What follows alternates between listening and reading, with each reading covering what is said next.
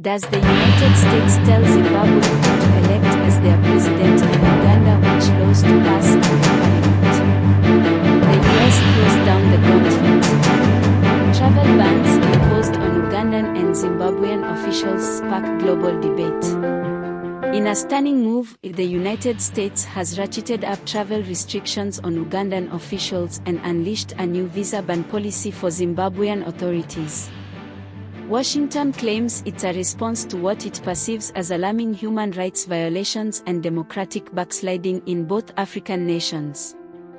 In the case of Uganda, the U.S. Secretary of State Antony Blinken asserts that the travel ban on Ugandan officials specifically targets those the U.S. has accused of suppressing marginalized groups, including LGBTQ individuals and civil society activists. The spotlight intensifies after Uganda's recent enactment of the Anti-Homosexuality Act of 2023, labeled by the US as one of the harshest anti-LGBTQ laws globally. This follows prior US travel restrictions in what the US deemed was a disputed 2021 elections, along with expulsion from the African Growth and Opportunity Act (AGOA) trade program over alleged human rights abuses. Regarding Zimbabwe, Blinken points to electoral alleged corruption and human rights abuses as grounds for the visa ban on Zimbabwean officials, stemming from what Washington deems was a controversial re-election for President Emmerson Mnangagwa in August 2023. A stark warning accompanies the decision: individuals undermining Zimbabwe's democratic process could face entry bans to the United States. These measures have prompted reactions. President Museveni of Uganda defiantly rejects what he sees as US intimidation, emphasizing Uganda's commitment to principles and sovereignty. He insists on collaboration with foreign partners who respect the nation's values. Meanwhile, President Mnangagwa of Zimbabwe accuses Western nations of covert interference and condemns what he terms unilateral and illegal sanctions.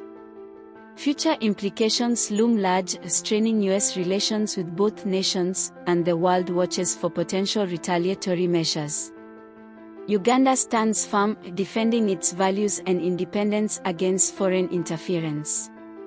President Museveni argues that Uganda's Anti-Homosexuality Act reflects the will of the people, emphasizing the nation's self-governance amidst external pressure. Analysts contend that Western media overlooks the nuances of Uganda's political landscape, highlighting progress under President Museveni despite international criticism. Meanwhile, Zimbabwe stands by its recent election, securing President Mnangagwa's 5-year term. The US cites flaws in the electoral process, but independent monitors praise Zimbabwe for a peaceful transition of power. President Mnangagwa slams visa sanctions as a refusal to accept African democracy, vowing Zimbabwe's resilience against external interference. Analysts commend Zimbabwe's efforts to recover its economy amid global financial volatility, cautioning that harsh Western policies could jeopardize progress and regional stability. Brief background history. The relationship between Western governments and Zimbabwe has had a complex history. Zimbabwe, formerly known as Rhodesia, was governed by an apartheid system backed by Britain and USA until gaining independence under the leadership of Robert Mugabe, who became Zimbabwe's first democratically elected president. Initially, Mugabe held back on more contentious land reforms. During this period, Zimbabwe maintained relatively cordial ties with the United Kingdom and the United States. In 1994, in recognition of his role in ending white minority rule, Queen Elizabeth II made Mugabe an honorary knight. However, the UK-Zimbabwe relationship began deteriorating in 1997 when Tony Blair's government withdrew from negotiations to fund Mugabe's proposed land reforms, which aimed to redistribute land held by white minority farmers to black Zimbabweans. Mugabe accused the British government of improper interference in Zimbabwe's domestic affairs by funding opposition groups. In response, Britain started cutting development aid and imposed sanctions on Mugabe and his inner political circle. In 2002, the United States passed the Zimbabwe Democracy and Economic Recovery Act, authorizing targeted sanctions against Zimbabwean officials while prohibiting American citizens from conducting business with these individuals. That same year, the European Union levied travel bans and asset freezes on Mugabe and his associates.